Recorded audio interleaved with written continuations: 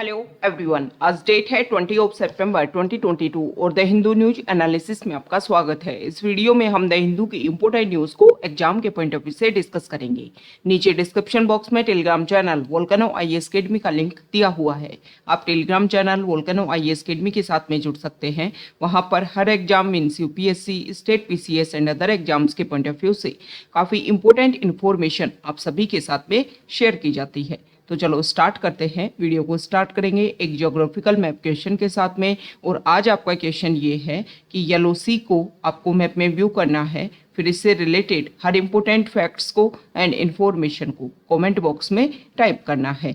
कल हमने आपसे क्वेश्चन पूछा था कोलोराडो रिवर को लेकर के। तो कोलोराडो रिवर को अगर हम मैप में व्यू करें, नॉर्थ अमेरिका कॉन्टिनेंट में यूएस जो कंट्री है उसके साउथ वेस्टर्न एरिया में फ्लो करती है कोलोराडो रिवर। उसके बाद में मैक्सिको कंट्री में एंटर करती है और लास्ट में गल्फ ऑफ कैलिफोर्निया में अपने आप को मर्ज करती है कोलोराडो रिवर।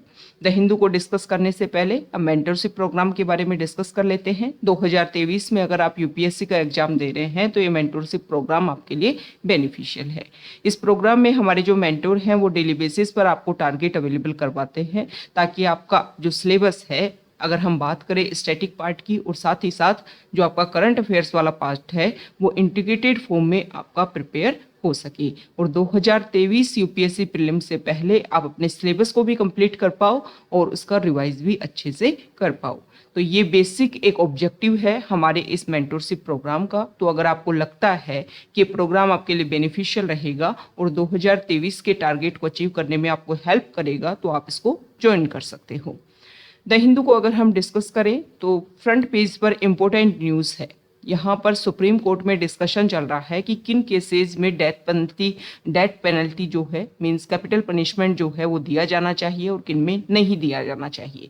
तो इसमें इस इश्यू को कॉन्स्टिट्यूशनल बेंच को दिया गया है कि कॉन्स्टिट्यूशनल बेंच जो है इसमें एक यूनिफॉर्म फॉर्मूला जो है वो निकाल कर के लेकर आई, ताकि जो भी इश्यूज है उनको एक साथ हम रेगुलेट कर सकें।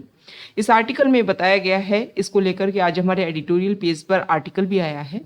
वहाँ पर भी इसमें ये बताया गया है कि हमारे इंडिया में रेयरेस्ट ऑफ रेयर केस जो है उसमें अभी डेथ पेनल्टी या फिर कैपिटल पनिशमेंट दिया जाता है। इसमें अगर हम बात करें तो इसको लेकर के बोला गया है कि बहुत बार ऐसा होता है कि जो केसेस की जो रेयरेस्ट ऑफ रेयर जो केस है उसका जो डिसीजन लेना है ना, वो काफ़ी ज़्यादा मुश्किल हो जाता है।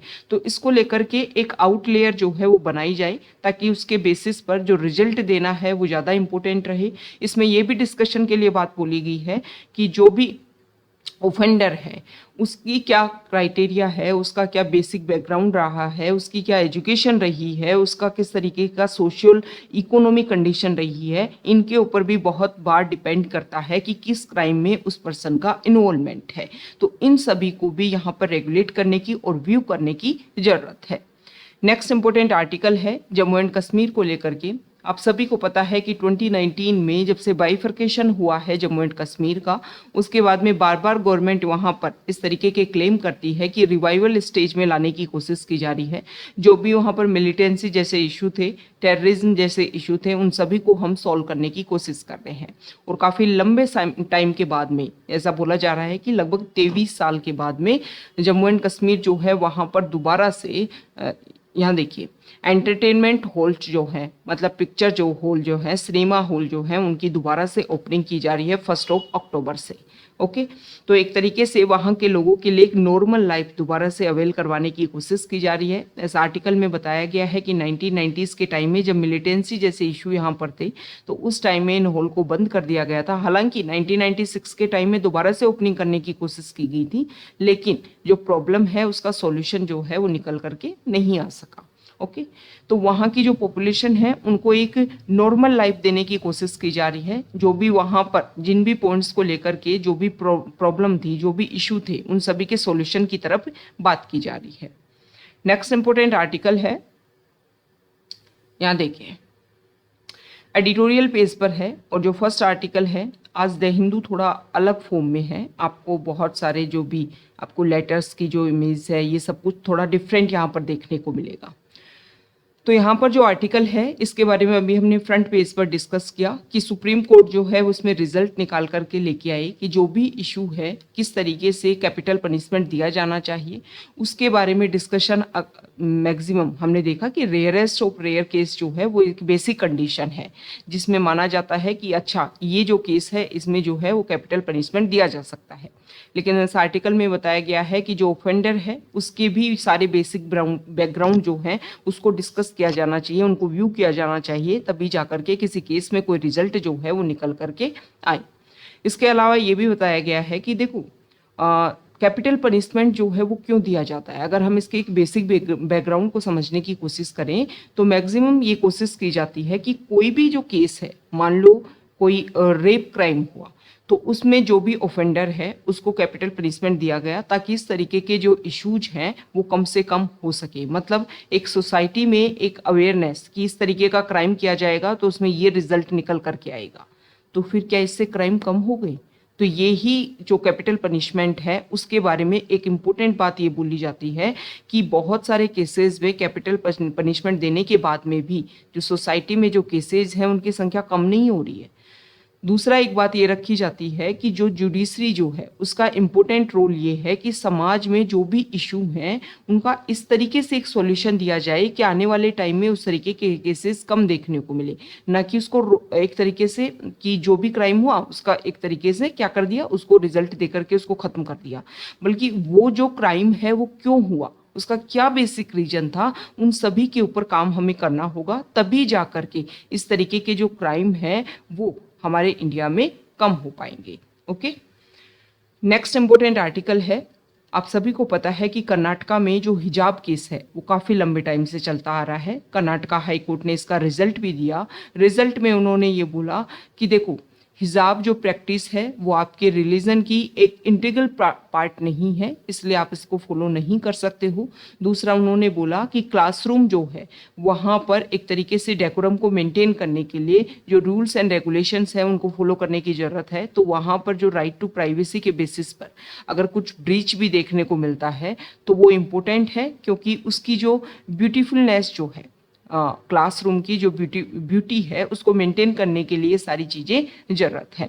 नेक्स्ट यहाँ पर उन्होंने एक इम्पोर्टेंट पार्ट और बोला था, third, it held that the ban did not stem directly out of governments order, कि आपने इसको रेगुलेट करने की कोशिश की कि हिजाब के ऊपर बैन लगा दिया, तो यहाँ पर गवर्नमेंट का ऑर्डर नहीं है, ये यूनिफॉर्म को मेंटेन करने के लिए कि यूनिफॉर्म में एक यूनिफॉर्मिटी रहे, सभी में एक तरीके से इक्वलिटी रहे, उसी के बेसिस पर इसको रेगुलेट करने की कोशिश की गई है। सिंपल सी बात ये है कि यहाँ पर जो स्कूल है उसका ऑर्डर है और उसको रेगुलर करना जो क्लासरूम के जो स्टूडेंट्स हैं उनका यहाँ पर रिस्पॉन्सिबिलिटी है। मतलब हिजाब जो है वो आपकी रिलीजन का इंटीग्रल पार्ट नहीं है, उसको आप फॉलो मत कीजिए, ऐसा एक तरीके से कोशिश की गई थी वहाँ पर बोलने की, क्योंकि हमारा जो क्लासरूम है वहाँ पर सभी जो हैं वो इक्वल तरीके से रिप्रेजेंट होने चाहिए। हम जो हैं वहाँ पर क्लासरूम में सभी जो स्टूडेंट्स हैं वो इक्वल हैं और वो जो है वो इक्वल तरीके से रिप्रेजेंट उनको तभी ट्रीट किया जा सकता है जब वो इक्वल तरीके से यूनिफॉर्म जो है उसको इक्वल तरीके से फॉलो करें। इसी के बेसिस पर ये रिजल्ट निकल करके आया था। हालांकि कर्नाटका हाई कोर्ट ने जो अपना रिजल्ट दिया उसको अब चैलेंज किया है सुप्रीम कोर्ट में कि जो हिजाब जो है वो उसको अलाउ किया जाना चाहिए और जो मुस्लिम कम्युनिटी से बिलोंग करने वाले जो गर्ल्स हैं वो इसको रेगुलर कर सके। यहाँ पर पिटिशनर ने अपनी अलग अलग बात रखी है। पिटिशनर ने यहाँ पर ये बोला कि जो हिजाब को आपने बैन किया है और मुस्लिम कम्युनिटी ये जो है उसको अपना एक इंटीग्रल पार्ट मानती है, आपने रिलीजियस के बेसिस पर ये बोला है, लेकिन प्रेजेंट टाइम में अगर हम देखें तो उनकी कम्युनिटी का ये इम्पोर्टेंट पार्ट है, जिसकी वजह से बहुत सारी गर्ल्स को जो एजुकेशन है वो मिलने में परेशानी हो रही है, उनकी हर्डल्स क्रिएट हुई है उनकी एजुकेशन में। तो इन सारे सोल्यूशन के ऊपर अगर हम काम करें तो हमें अलाउ किया जाना चाहिए।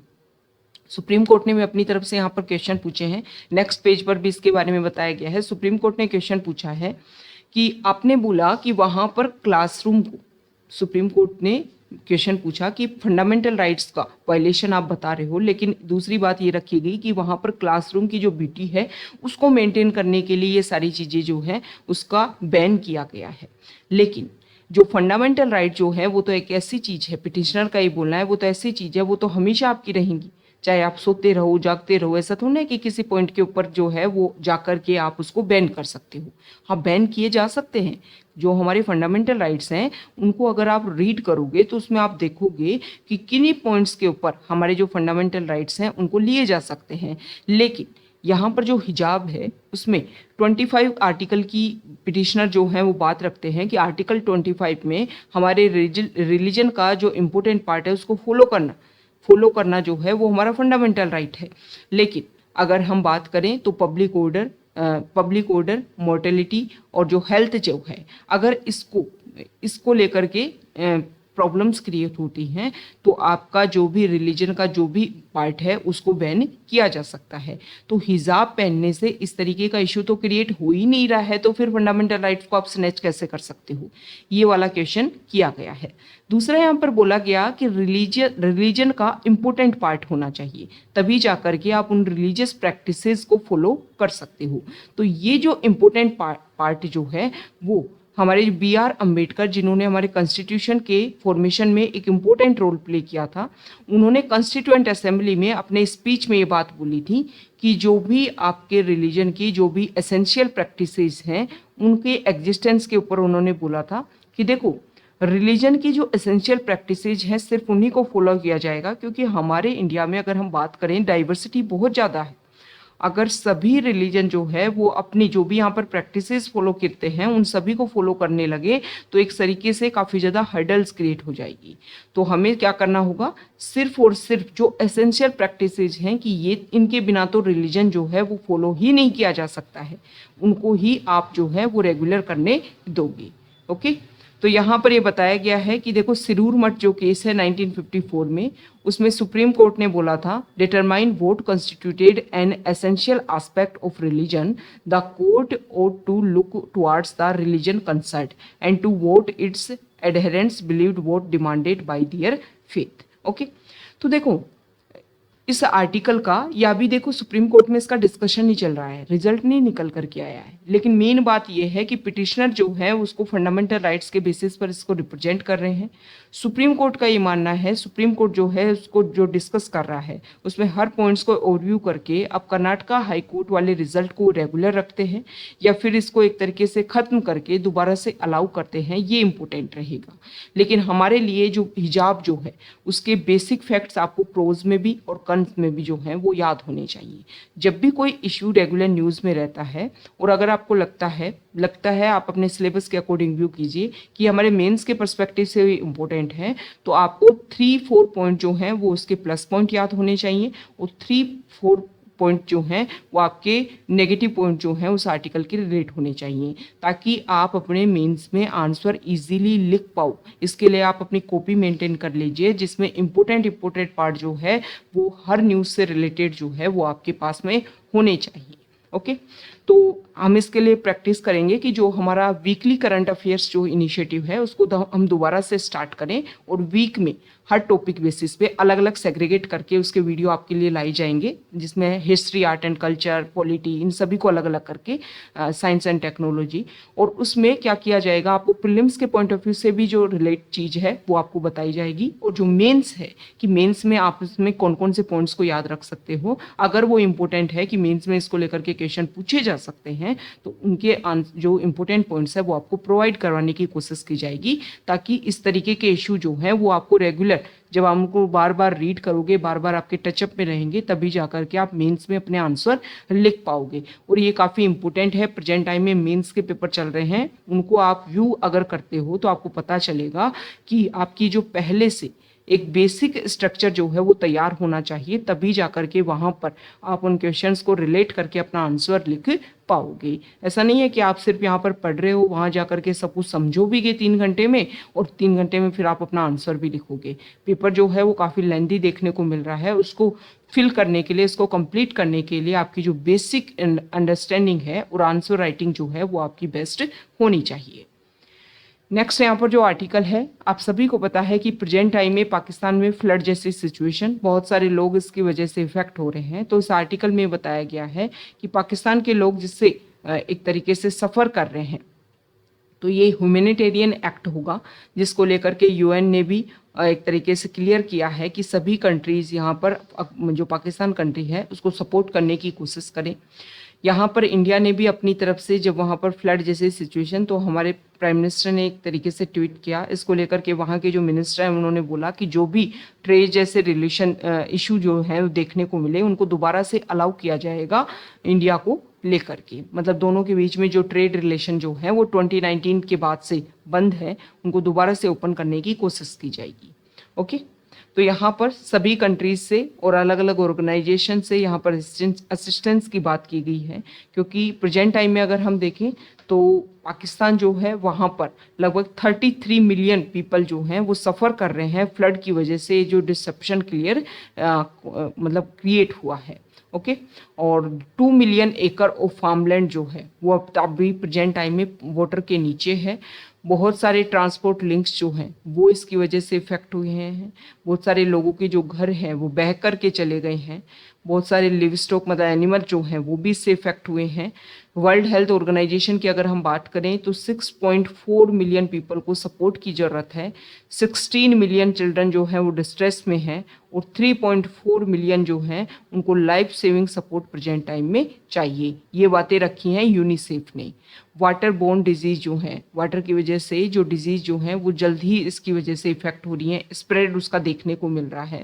तो इसकी बेसिस पर कोशिश ये की जानी चाहिए कि बहुत सारे जो लोग हैं, इसमें बताया गया है कि 14 जून 2022 में ये जो क्राइसिस है वो स्टार्ट हुआ था। सिंध और बलूचिस्तान वाला जो रीजन है वहाँ पर 784% एंड 500% मोर रेन वहाँ पर देखने को मिली। ऐसा वहाँ के क्लाइमेट चेंज मिनिस्टर ने बात रखी है।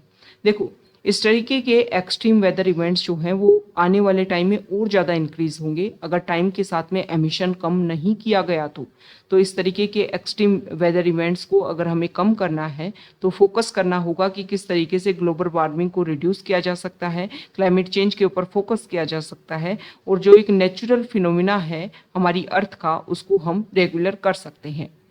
नेक्स्ट इंपॉर्टेंट आर्टिकल है पेज नंबर 14 पर, और यहाँ पर जो आर्टिकल है देखो, यूपी में जो लखीमपुर वाला एरिया है, लखीमपुर खेड़ी, वहाँ पर एक इशू देखने को मिला है।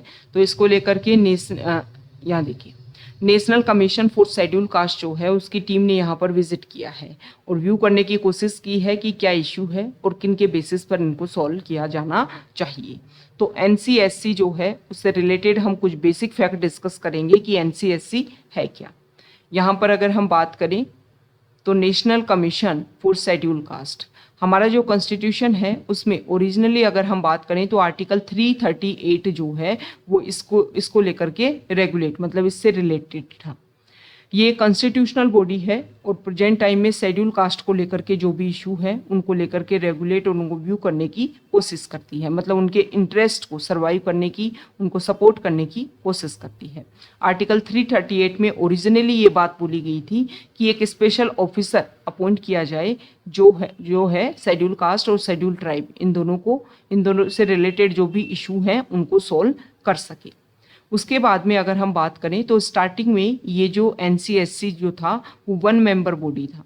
उसके बाद में 65 कॉन्स्टिट्यूशनल अमेंडमेंट एक्ट 1990 में के टाइम में जो अगर हम बात करें तो इसमें 65 कॉन्स्टिट्यूशनल अमेंडमेंट एक्ट 1990 में ये बात की गई कि ये जो 1 मेंबर बॉडी जो ऑर्गेनाइजेशन था इसको चेंज करके मल्टी मेंबर बॉडी कर दिया गया और इसमें चेयरमैन, वाइस चेयरमैन और 3 अदर मेंबर्स, और इन सभी को प्रेसिडेंट के द्वारा अपॉइंट किया जाता है। पहले हमने देखा कि SC और ST दोनों के लिए जो है वो नेशनल कमीशन शेड्यूल कास्ट जो है वर्क करता था। उसके बाद में 89th कॉन्स्टिट्यूशनल अमेंडमेंट एक्ट के थ्रू जो है वो नेशनल कमीशन SC को और नेशनल कमीशन ST को ये दोनों अलग अलग बना दिए गए और कॉन्स्टिट्यूशन में 338A जो है वो नया इंसर्ट कर दिया गया। ओके, तो इसका एक बेसिक बैकग्राउंड है जो हमें पता होना चाहिए। नेक्स्ट इंपॉर्टेंट आर्टिकल है, हमारे जो डिफेंस मिनिस्टर हैं वो अगर हम बात करें तो इजिप्ट की 2 डे की विजिट पर है। फोकस किया गया है कि जो भी डिफेंस वेपन हैं उन सभी के को प्रोडक्शन के ऊपर दोनों कंट्री जो है वो मिलकर के फोकस करें। तो यहाँ पर इंडिया और इजिप्ट जो है वो जल्द ही मिलिट्री कोऑपरेशन को लेकर के, जिसमें joint training, defence co production and maintenance of equipment, इन सभी के ऊपर फोकस किया जाएगा। इन सभी पॉइंट्स को लेकर के डिस्कशन किया जा रहा है। इजिप्ट के जो प्रेसिडेंट है उनके साथ में मुलाकात की है, डिस्कशन किया है कि किन किन पॉइंट्स को हम एक तरीके से कोशिश करके उनके ऊपर स्पेशल फोकस कर सकते हैं। देखो, प्रेजेंट टाइम में अगर हम बात करें तो सबसे मेन इशू क्या है, अगर हम बात करें तो टेररिज्म एक मेन इशू है। तो दोनों के दोनों कंट्री जो हैं वो इसके ऊपर भी फोकस करते हुए कि टेररिज्म को ख़त्म करने के लिए भी हम जो है वो मिल करके काम करेंगे। यहाँ पर अगर हम बात करें तो किसी भी ऑर्गेनाइजेशन, जैसे अभी संघाई कॉरपोरेशन ऑर्गेनाइजेशन की मीटिंग हुई समरकंद में, समरकंद डिक्लेरेशन सामने आया और उसमें भी इम्पोर्टेंट फैक्ट ये रखा गया कि जो टेररिज्म, सेपरेटिज्म जो इशू है उनको ऊपर फोकस किया जाना चाहिए और स्पेशल तरीके से इनको रिलेट करके इनको एक तरीके से सॉल्व करने की कोशिश की जानी चाहिए। यहाँ पर जो आर्टिकल है, छत्तीसगढ़ हाई कोर्ट जो है उन्होंने अनकॉन्स्टिट्यूशनल डिक्लेयर कर दिया है कि छत्तीसगढ़ की जो स्टेट गवर्नमेंट है उन्होंने 58% तक रिजर्वेशन दे दिया था रिक्रूटमेंट में और एंट्रेंस एग्जामिनेशन में। आप सभी को पता है कि 50% से ज़्यादा जो भी रिजर्वेशन दिया जाता है वो अनकॉन्स्टिट्यूशनल होगा, क्योंकि इंदिरा साहनी केस में ये जो कैप है उसको 50% तक डिसाइड करने की बात रखी गई थी कि इससे ज़्यादा जो है वो रिजर्वेशन नहीं हो सकता है। ओके, तो यहाँ पर 58% रिजर्वेशन दिया गया जिसको अनकॉन्स्टिट्यूशनल डिक्लेयर कर दिया गया है कि ये गलत तरीका है। ओके, लोगों को अपनी तरफ इन्फ्लुएंस करने का, उनको रिजर्वेशन के तरीके से अपनी तरफ अट्रैक्ट करने का ये गलत तरीका है और उसको फॉलो नहीं किया जाना चाहिए। नेक्स्ट इंपॉर्टेंट आर्टिकल है पेज नंबर 16 पर, और यहाँ पर जो अभी हमने डिस्कस किया हिजाब को लेकर के उसके बारे में यहाँ पर बताया गया है। देखो, एक जो एमनेस्टी इंटरनेशनल जो है उन्होंने यहाँ पर अपनी इम्पोर्टेंट बात रखी है कि हिजाब को लेकर के जो बैन किया गया है जिसकी वजह से बहुत सारी गर्ल्स की जो एजुकेशन है वो छूट रही है, तो यहाँ पर कोशिश की जानी चाहिए एक तरीके से यहाँ पर एजुकेशन के बीच में और रिलीजन के बीच में, means freedom of expression, religion और एजुकेशन जो है इनके बीच में विमेन को एक चूज करने के लिए कहा गया है, जो काफ़ी डिस्क्रिमिनेटरी है। इंडिया के जो सुप्रीम कोर्ट है उसमें लेकर के अभी इसको लेकर के डिस्कशन वैसे चल रहा है, देखो अब क्या रिजल्ट निकल करके आता है। लेकिन एमनेस्टी इंटरनेशनल ने यहाँ पर अपनी बात रखी है कि education is a form of discrimination and miles away from the goal of women equality. अगर एजुकेशन से दूर किया गया वीमेन को तो जो हम टारगेट अचीव करने की कोशिश कर रहे हैं उनको हम इजीली अचीव नहीं कर पाएंगे। ओके, तो यहाँ पर जो भी इशू है उसका सॉल्यूशन इस तरीके से होना चाहिए कि जो गर्ल्स की एजुकेशन है उनमें कोई भी प्रॉब्लम क्रिएट ना हो। यहाँ पर वो क्वेश्चन किया गया है, सुप्रीम कोर्ट ने पूछा है कि क्या स्टूडेंट के जो फंडामेंटल राइट्स हैं उनके हम क्लासरूम में उनके ऊपर क्या कर सकते हैं, उनके ऊपर रोक लगा सकते हैं, क्योंकि यहाँ पर यूनिफॉर्म में इक्वलिटी लाने के लिए तो ये सारे जो रूल्स एंड रेगुलेशन जो हैं वो लगाए गए, बैन लगाया गया हिजाब के ऊपर। तो वहाँ पर उन्होंने बोला कि हमारे फंडामेंटल राइट्स को आपने वायलेट किया है। तो पूछा गया है कि क्या फंडामेंटल राइट्स को रोका जा सकता है क्या? तो फंडामेंटल राइट्स तो ऐसे हैं कि आपको हर टाइम जो है वो अवेलेबल रहेंगे, उनके ऊपर रिस्ट्रिक्शन नहीं लगा सकते। हालांकि रिस्ट्रिक्शन लग सकते हैं जिसके बारे में हमने पहले भी देखा कि कुछ बेसिक पॉइंट्स हैं। अगर कुछ इस तरीके के इशू देखने को मिले कि यहाँ पर फंडामेंटल राइट्स को जो है वो एक तरीके से रोका जा सकता है या फंडामेंटल राइट्स को एक तरीके से उसके ऊपर रिस्ट्रिक्शंस लगाए जा सकते हैं, तो ऐसा इम्पोज किया जा सकता है, ऐसा नहीं है। लेकिन उसके लिए एक वैलिड पॉइंट तो होना चाहिए ना कि हाँ अच्छा इन पॉइंट्स के ऊपर जो है वो हमारे फंडामेंटल राइट्स को क्या किया गया है, रिस्ट्रिक्ट किया गया है। तो ये आज का हमारा द हिंदू न्यूज़पेपर का डिस्कशन था। अगर आप यहाँ तक आए हैं, वीडियो आपको अच्छा लगा है तो प्लीज़ वीडियो को लाइक कीजिए, शेयर कीजिए और चैनल को सब्सक्राइब कीजिए। आप हमारे अदर इनिशिएटिव जैसे कि अगर हम बात करें क्वेश्चन एंड आंसर सीरीज जो डेली बेसिस पर इवनिंग में आपके लिए अपलोड की जाती है, आप उसको व्यू कीजिए। आपको आपकी जो भी बेसिक अंडरस्टैंडिंग है करंट अफेयर्स की वो और अच्छे से क्लियर हो पाएगी। साथ ही साथ को आपको ये भी अवेयरनेस क्रिएट हो पाएगी कि किस तरीके के क्वेश्चन जो है वो पूछे जाते हैं और किस तरीके से आपको उन क्वेश्चंस के जो भी ऑप्शन है उनको एलिमिनेट करते हुए अपने सही आंसर तक पहुंचना है। Okay, thank you.